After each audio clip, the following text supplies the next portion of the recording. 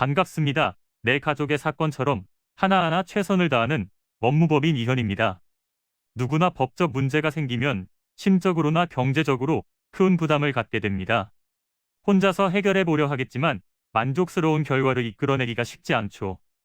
여러분의 정신적인 고통, 금전적인 어려움을 이해하며 이현의 법률 상담 시스템을 통해 도움을 드리고 있습니다. 의뢰인의 문제는 하나의 사건이 아니라 한 사람의 삶이라는 마음으로 면밀하게 분석하여 해결의 실마리를 찾아드리겠습니다. 자, 그럼 오늘의 주제인 이자 제한법 위반에 대하여 함께 알아볼까요? 이자의 최고 한도에 대해 알아보자면 20% 이상의 이율을 초과하지 못하도록 되어 있습니다.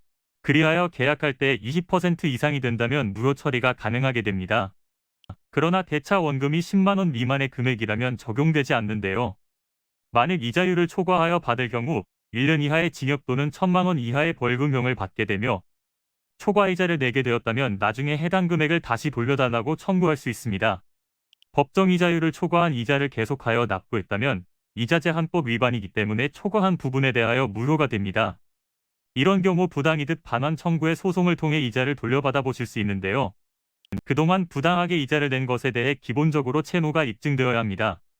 계약서나 이자를 냈다는 증빙서류 등이 있으면 입증이 수월하겠죠. 만일 서류가 있지 않다면 음성 녹음, 메시지 등이 증거가 될 수 있습니다. 그리고 금전을 빌려준 채권자가 고의 또는 과실로 이자 제한법을 위반하여 최고 이자율을 초과한 이자를 받아 채무자에게 손해를 입힌 경우 불법행위가 성립한다고 봅니다. 이때 부당이득 반환 청구권과 불법행위로 인한 손해배상 청구권은 서로 별개의 청구권이므로 제한 초과이자에 대하여 부당이득 반환 청구권이 있다고 해서 불법행위가 성립할 수 없다고 볼 수 없습니다.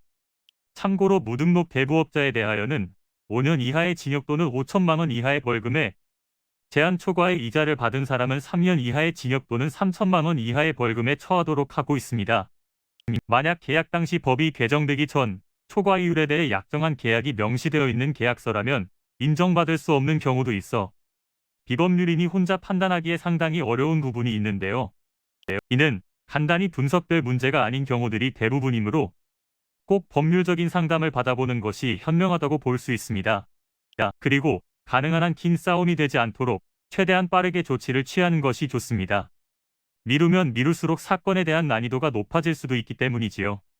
가벼운 병도 방치를 하면 상당히 무거운 병이 되듯이 이 또한 역시 사전에 바로 잡으셔야만 간단한 조치로도 해결할 수 있는 가능성이 높아지는 것입니다. 여러분이 골머리를 앓고 계신 그 사안, 저희 법무법인 이현에게 알려주세요.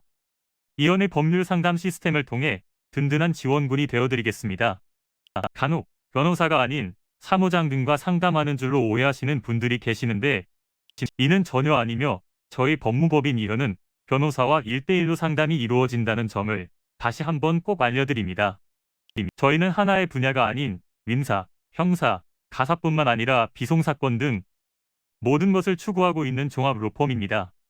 가장 궁금해하시는 사건의 해결 가능성과 해결의 키포인트, 예상되는 문제점과 해결 방안 등을 총망라하여 종합적인 시각으로 안내해드리고 있습니다.